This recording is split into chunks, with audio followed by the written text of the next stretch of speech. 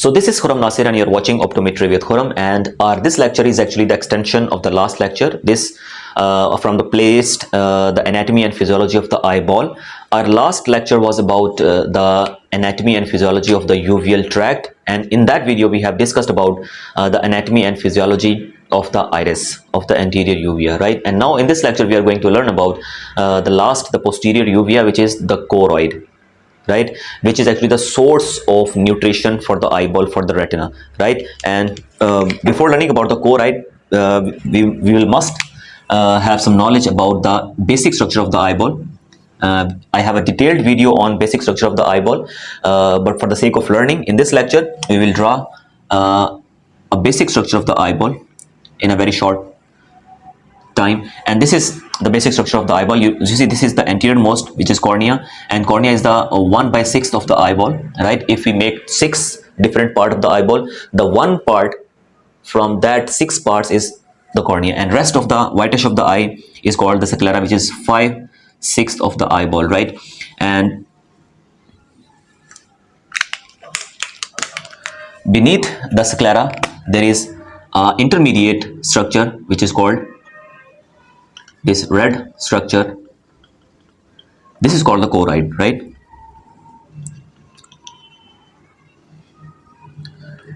And the choroid has extension,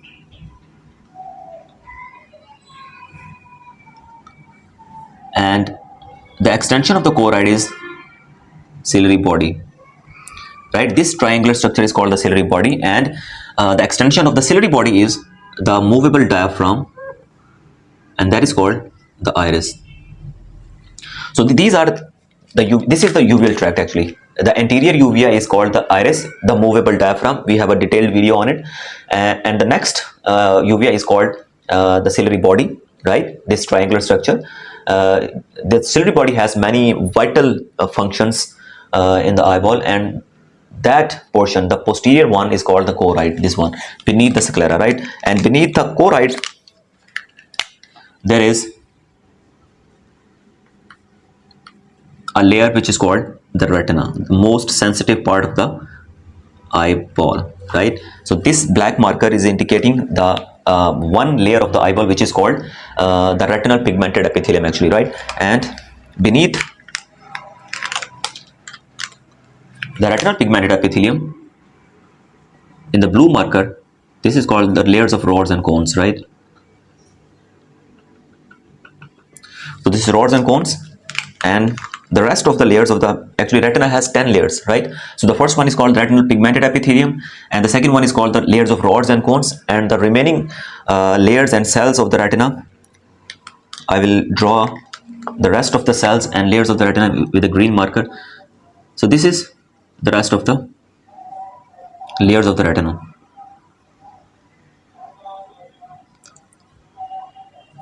right? So remember this. You see, beneath the outermost layer is called the sclera. Beneath the sclera there is choroid. Beneath the choroid there is one layer of the retina, which is called the retinal pigmented epithelium, and beneath that there is another layer, the layer of rods and cones, right, for the photoreceptor layer, and the rest of the 8 layers are in the green marker, right? We have so many layers in the retina. We have inner limiting, inner nuclear, outer nuclear, inner plexiform, outer plexiform, retina nerve fiber, so many layers of the retina, right? So the point which I'm going to clear is, you see that there is dual layers, the one of the retina, the one is the pigmented layer, another one is the neuronal layer, right? And why actually I'm saying that there are 2 major layers in a broad spectrum. The retina got 2 layers. The one is the retinal pigmented epithelium, and the second one is called the neuronal layer. The rest of the 9 layers of the retina are under the umbrella of the neuronal layer, right? So actually in a broad spectrum, retina got 2 layers. One is pigmentary and other one is neuronal layer. And you see, these 2 layers are moving towards throughout the choroid, moving forward throughout the choroid, and when it will approach to the ciliary body, as you see, these 2 layers of the retina, pigmented epithelium and neuronal layers, is moving forward up to the choroid, up to here, up to the choroid, and after that the ciliary body is initiating. The ciliary body is starting or beginning, right? And now at the point where ciliary body is initiating its structure, is beginning its structure, then the retinal pigmented epithelium will cover the ciliary body and iris as well. You see, the retinal pigmented epithelium is covering the iris and the ciliary body, the both, right? And at that point, the second layer of the retina, which actually was the neuronal layer of the retina, will cover the ciliary body as well as the iris. But you see, the photoreceptor layer is not moving forward, right? The photoreceptor layer of the retina is actually terminating at that specific point where the ciliary body and choroid are meeting together, right? The point where ciliary body and the choroid are meeting together, the photoreceptor layers or the layers of rods and cones is terminating, right? So that's why the retina got two layers. The one is pigmentary layer and other one is neuronal layer. But when ciliary body will get start, there are two layers as well. The one is pigmentary, which is coming from the retina actually, and the second one is not neuronal layer. Why? Because there are no any photoreceptor layer over there, but there is a layer which is non-pigmentary, right? So up to ciliary body there are only two layers of the retina. One is the pigmentary layer and other one is the non-pigmentary. The one is pigmentary and other one is non-pigmentary. So up to the retina, up to the choroid, there are two layers of retina. One is pigmentary and other one is neuronal. When we cross the choroid and ciliary body will get start, at that point there are two layers as well. The one is the pigmentary layer and the other one is non-pigmentary layer, but the photoreceptors will get terminate, and the point where the choroid and ciliary body are meeting together, right, that point is called the ora serrata. And what is ora serrata? Ora serrata is actually the point where photoreceptor cells of the retina will get terminated, right? The end point of the photoreceptor cells at that point, which is actually the meeting point of ciliary body and choroid, that point is called the ora serrata, right? And now at the level of the ciliary body there are two layers, and the layers are the retinal pigmented epithelium and non-pigmented epithelium, right? So one is pigmentary, another one is non-pigmentary. And when these two layers will approach toward the iris, and at the level of iris, both the layers will be highly pigmented, right? So again, I'll repeat in just one line. So from the start, from the retina, there are two layers. One is pigmentary and other one is neuronal layer. When it will approach toward the ciliary body, there are two layers as well, right? So one is pigmentary layer and other one is non-pigmentary layer, right? And when we will approach toward the iris, there are two layers as well, and both are the highly pigmented layers. So these are all about the layers which are approaching up to the retina, up to the ciliary body, and up to the iris. And now, before learning about the choroid, you know very well that choroid is the uveal tract, this part of the uveal tract. It is actually the posterior uvea, right? So the uveal tract or the choroid is actually, as I'm saying, that the choroid is actually the source of nutrition for the rest of the eyeball, for the cornea, for the you can say the ciliary body itself, choroid, for the retina. So it is actually the source of nutrition for the structures of the eyeball. And before learning about the choroid, so we must have the precise knowledge about the blood vessels and the nutrition of the eyeball. And I have a detailed lecture on the blood vessels or the arterial system of the eyeball, and in this lecture I'll repeat in just 2 minutes. Remember, this is our eyeball, right? This is cornea, this is iris, this is ciliary body, retina, sclera, choroid. All of the structures are here, and here is the crystalline lens as well, right? And this structure, this space is for the vitreous humor, right? You know very well. And now, so what about the arterial system of the eyeball? You know very well that the major artery which is coming from the heart is internal carotid artery, and from the internal carotid artery, or you can say the branch of the internal carotid artery, is ophthalmic artery. So this is ophthalmic artery, which is the major branch, which is actually the branch of the internal carotid artery, and internal carotid artery is actually the major artery from the heart, right, which is coming from the aorta. So from the ophthalmic artery, this is ophthalmic artery, the sub branches of ophthalmic artery are there. So first artery of the ophthalmic artery is the central retinal artery. So first one is called the central retinal artery, right?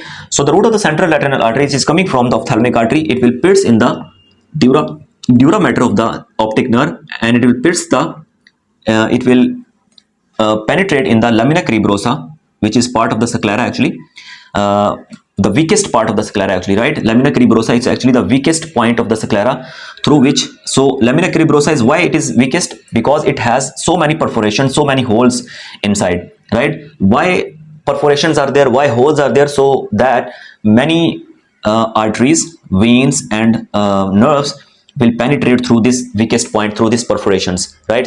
So it has to be very weakest, it has to be perforated area, right? It is a very clinically it is very important. The lamina cribrosa, it is very important in terms of glaucoma as well.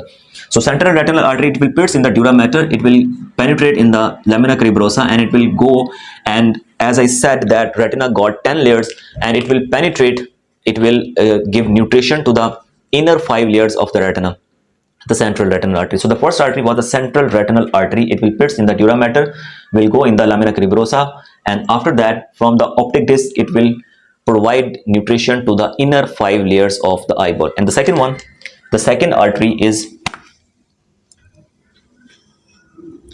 and it is penetrating directly in the sclera, right? And the second one is called the short posterior ciliary artery, right? So it is short posterior ciliary and artery. Short mean the length of this artery is very short.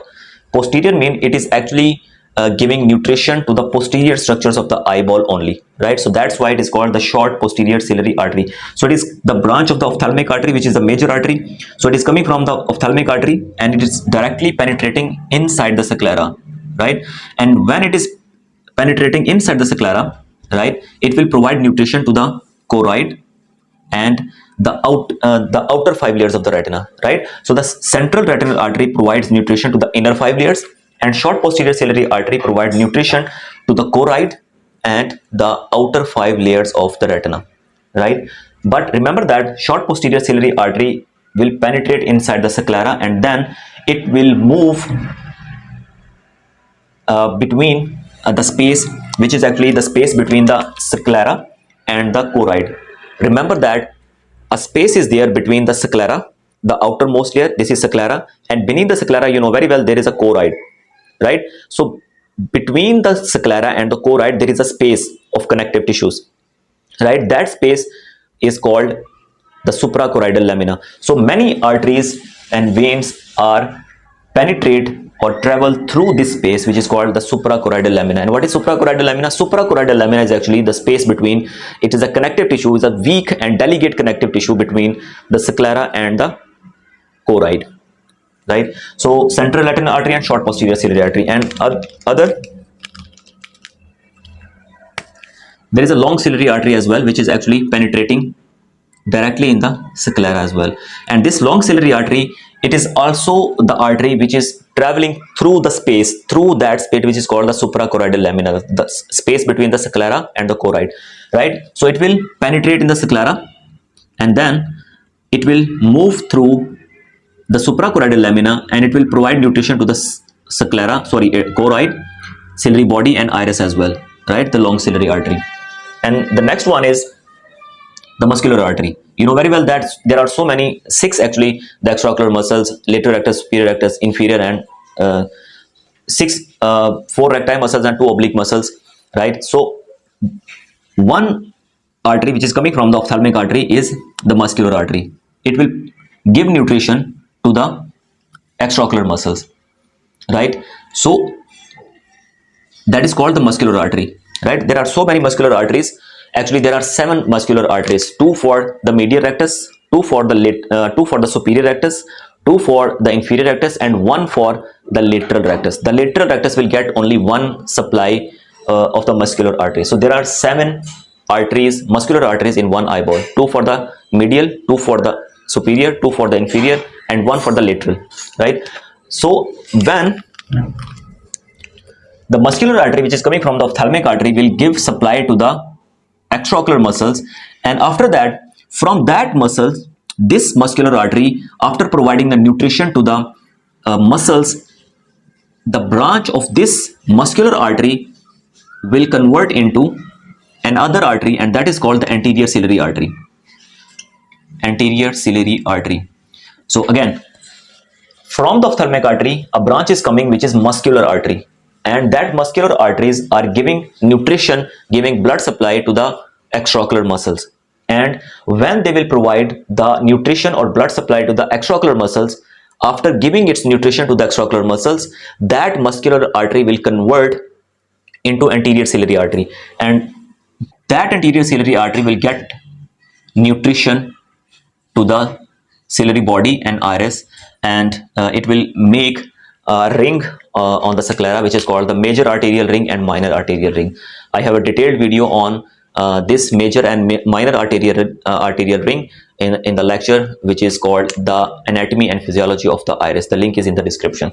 So we have discussed short posterior ciliary artery, we have discussed central retinal artery, we have discussed long ciliary arteries, we have discussed muscular arteries, and we have discussed the anterior ciliary arteries, right? And now we will learn about the itself choroid, right? So before learning about the choroid, that knowledge must be the precise knowledge of these arteries. We must have the knowledge of these arteries, right? And now let's start the choroid. And now let's discuss about the posterior uvea, which is called the choroid. And first of all, we will discuss about the different layers of the choroid. You know very well that as we have discussed that the outermost structure is called the sclera. Beneath the sclera there is choroid, the different layers of the choroid, and then the retinal pigmented epithelium, and then rest of the layers of the retina. And now we will zoom that specific area of the eyeball, right? We will zoom that area over here. And you know very well that the first anterior most structure of the eyeball is called the sclera. So this is the sclera, the outermost, the whitish of the eyeball, right? And after that, beneath that toughest membrane which is called sclera, there is a layer which is called the choroid. So beneath the sclera there is choroid. So this is, which is in the red marker, this is called the choroid. So this portion in the red marker, this is called choroid. And now we are going to learn about the very first layer of the eyeball, and that is actually the suprachoroidal lamina. The first layer is called the suprachoroidal lamina. And what is suprachoroidal lamina? As we have discussed that suprachoroidal lamina is actually a delicate connective tissue, right? Beneath the sclera, between the sclera and the choroid itself. This space is called the suprachoroidal lamina. This delicate connective tissue between the sclera and the choroid itself, it is called the suprachoroidal lamina. And there is a vital clinical importance of this suprachoroidal lamina. You know very well that there are so many things which are penetrate through this portion. As we have discussed that we have discussed about the long ciliary arteries, right? The long ciliary arteries was coming from the ophthalmic artery, and then it will directly penetrating inside the sclera, and that long ciliary arteries will moving between the two structures between the sclera and the choroid, right, inside the space which is called the suprachoroidal lamina. So number one, long ciliary artery, and there are some nerves as well, the ciliary nerves, the short and long ciliary nerves, and these nerves supply the cornea, the iris, ciliary body, right? So these are nerves. So there are so many arteries and so many nerves which move through this space which is called the suprachoroidal lamina, right? And examples are like the long ciliary arteries, it moves through the suprachoroidal lamina, the long ciliary nerves, the short ciliary nerves, these are also move through the space which is called the suprachoroidal lamina, right? And after that, so the first is the suprachoroidal lamina, right? And the second layer is called, I'm making with the blue marker, and the second layer is called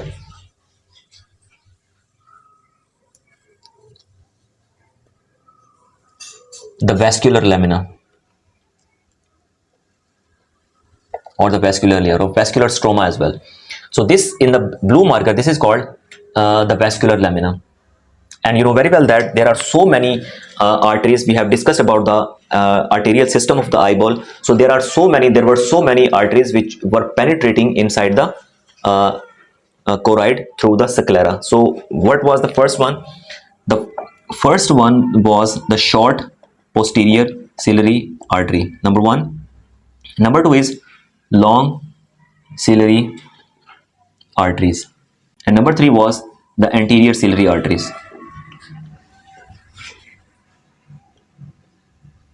Right, as we have discussed the anterior systems in a previous few minutes, the first one, the short posterior ciliary artery, the long ciliary arteries, and the anterior ciliary artery. The short posterior ciliary artery was penetrating inside the sclera, and then it was providing nutrients or blood supply or oxygenated blood to the choroid and the outermost five layers of the retina, right? And the long ciliary arteries was penetrating inside the sclera itself, and then it was providing nutrition to the choroid, ciliary body, and the iris. Anterior ciliary artery was providing nutrition to the iris, right? It was making I mean both of the long ciliary arteries and the anterior ciliary arteries, both of these making an arterial ring, the major arterial ring and the minor arterial ring, right? For the source of nutrition of the iris and ciliary body as well. So these are three different arteries which giving supplies to the choroid, and all these three arteries actually connecting to one of the layer of the choroid which is called the vascular lamina. It means that the short posterior ciliary artery will penetrate the sclera, it will move through the suprachoroidal lamina, and then it will end at the level of this layer which is called the vascular lamina or vascular structure or vascular stroma, right? Number one, short posterior ciliary artery, and then number two, the long ciliary artery. It is also penetrating the sclera, moving through the suprachoroidal lamina, then it will move forward towards the vascular lamina, number two. And number three was the anterior ciliary artery, and from the anterior side, from here, after giving nutrition to the muscular artery, the anterior ciliary artery will also join that structure directly, right, which is the vascular lamina. So these three, the short posterior ciliary artery, the long ciliary arteries, and the anterior ciliary arteries, these three arteries will give its blood supply, will collect here at the level of vascular lamina. So there are three different arteries. One is the short posterior ciliary artery, the second one is the long ciliary arteries, and the third one is the anterior ciliary arteries, right, which is joining from the anterior side. And these three arteries will make collectively one membrane, one layer of the choroid which is called the vascular lamina or vascular stroma, right? And then after that, these arteries will convert into the short arterioles, right? The shorter, these bigger arteries, which is actually the three arteries, short posterior, long ciliary arteries, anterior ciliary arteries, these are bigger arteries, right? And then it will convert into the short arteries, which is arterioles, right? And then after that,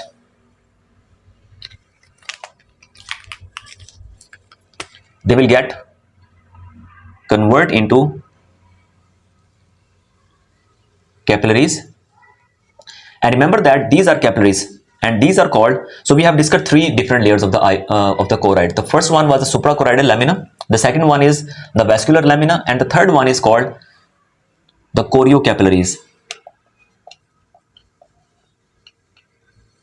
Choriocapillaries, it means the capillaries of the choroid, right? So first, after the suprachoroidal lamina, right, the one structure is called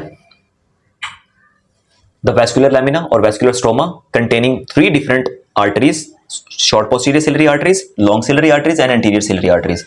And these arteries will convert into shorter arteries which are called arterioles, and then after the arterioles it will convert into capillaries, and these capillaries are called the capillaries of the choroid, which are called the choriocapillaries. But remember one thing, that the choriocapillaries or the choroidal capillaries or the capillaries of the choroid are somehow different from the rest of the capillaries of the body. Why? It means that the choriocapillaries got the different calibers. the one characteristic or one property of that choriocapillaries is perforated arteries, sorry, perforated capillaries. So it means that the blood can freely move inside the choroid, and it will go towards the retinal pigmented epithelium as well, right? Because after the choriocapillaries, the layer of the retina which is called the retinal pigmented epithelium. So we have discussed so many layers of the choroid. One is suprachoroidal lamina, the second one is the vascular lamina or vascular stroma, and the next one is called the choriocapillaries. So in choriocapillaries, remember that the blood is moving freely because the caliber of these capillaries is higher than the rest of the capillaries of the body, and the blood can freely move because these capillaries got the perforations, right? So blood can move out of the choroid and freely can move inside the choroid, and it will give nutrition to the retinal pigmented epithelium as well, right? And after that, the last layer of the choroid, which is called,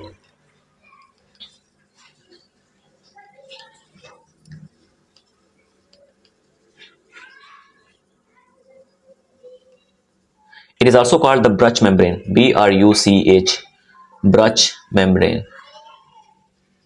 So this is the last layer. Remember that the Bruch membrane is actually connecting the choriocapillaries and the retinal pigmented epithelium, because this is the point where actually the choroid is terminating, and after that the retinal pigmented epithelium will get started. So after that, this is the retinal pigmented epithelium, right? So sclera, after that the suprachoroidal lamina, then sclera.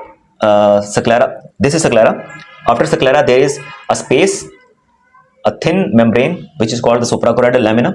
After that, the you can say the choroid itself, and after that the vascular lamina. After that, the choriocapillaries, and after that the Bruch membrane, and after that, after the Bruch membrane, there is a retinal first layer which is called the retinal pigmented epithelium, right? So blood can freely move inside the choriocapillaries level, and from the choriocapillaries level, between the choriocapillaries and the retinal pigmented epithelium, there is a space, there is a other membrane, thin membrane, which is called the Bruch membrane. So the Bruch membrane is actually the connection between the retinal pigmented epithelium and the choriocapillaries. So choriocapillaries can move towards, choriocapillaries can give its nutrition, the exchange of nutrition between the retinal pigmented epithelium and the choriocapillaries, right? So if I say that the function of the Bruch membrane is actually the exchange of the nutrition between the choriocapillaries and the retinal pigmented epithelium, so it is right.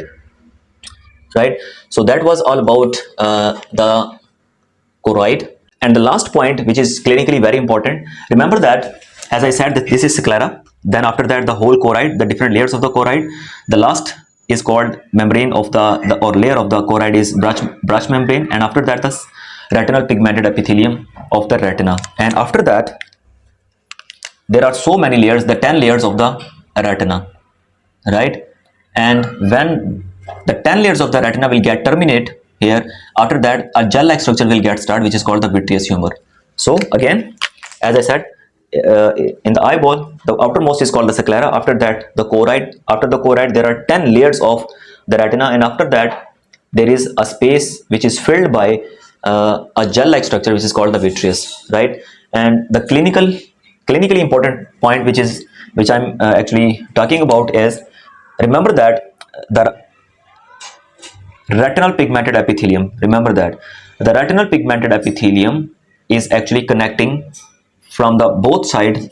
From the posterior side, it is connecting with the Bruch membrane of the choroid, and from the anterior side, it is connecting with the rest of the layers of the retina, like the photoreceptor layer and other, right? So remember that the retinal pigmented epithelium, the connection between the retinal pigmented epithelium and the Bruch membrane is very strong as compared to the retinal pigmented epithelium with its rest of the layers. So connection between the Bruch membrane and the retinal pigmented epithelium is stronger than the retina itself. And the last layer, which is actually the last layer of the retina, is I think the inner limiting membrane. I'm sure the inner limiting membrane. And inner limiting membrane, it's strongly connected with the vitreous, right? So why? Remember that as you can see that the Bruch membrane, or actually the Bruch membrane is actually the part of the choroid, and choroid itself is a vascular layer, right? It is a pigmentary layer, the choroid, right? So if you see the characteristics of the retinal pigmented epithelium, so retinal pigmented epithelium got the same characteristics, same properties. Like for example, the retinal pigmented epithelium got melanin, and the choroid got the melanin. The retinal pigmented epithelium got blood vessels, nutrition, arterial system, and the choroid got the same properties, got the blood vessels, got the arterial system, right? So the properties of the retinal pigmented epithelium and the Bruch membrane or the rest of the choroid are the same. So there is a strong bond between the retinal pigmented epithelium and the choroid. And if we go forward, you see the rest of the layers of the retina are transparent. They do not got any melanin, they do not got any pigment, they do not got any blood supply. The blood can never move towards the retinal pigmented epithelium. The blood can never cross the retinal pigmented epithelium, because here inside the retinal pigmented epithelium there are specialized endothelial cells which will not allow the blood to move towards the neuronal layers of the retina, like towards the photoreceptor layers or rest of the layers of the retina. So all the rest 9 layers of the retina are transparent. They do not have any melanin, they do not have any blood supply. So the neuronal layer of the retina do not have any blood supply and melanin, and the vitreous is also transparent like the retina. The vitreous is also have nothing in terms of melanin and blood vessels. So the characteristics of the vitreous and the neuronal retina almost the same. So there is a strong connection between the vitreous and the neuronal layer of the eyeball. So if there is any short tempered stress on the eyeball, if there is any stress on the eyeball, if there is any traction inside the eyeball, like in myopia or in glaucoma, in higher intraocular pressure, the chances of the retinal detachment will be higher. And what is retinal detachment? At which point the retinal detachment will be there? At the point of retinal pigmented epithelium and neuronal layer. So as you see that the retinal pigmented epithelium is strongly attached with the choroid, and rest of the layers of the eyeball of the retina actually is strongly connected, is strongly adherent with the vitreous. So if there is any traction, so retinal pigmented epithelium and the neuronal layer will get separated, and that is called the retinal detachment. So that was all about the choroid, and in the next video we will learn about the last of the uveal tract, the last lecture of the uveal tract, which is called the ciliary body.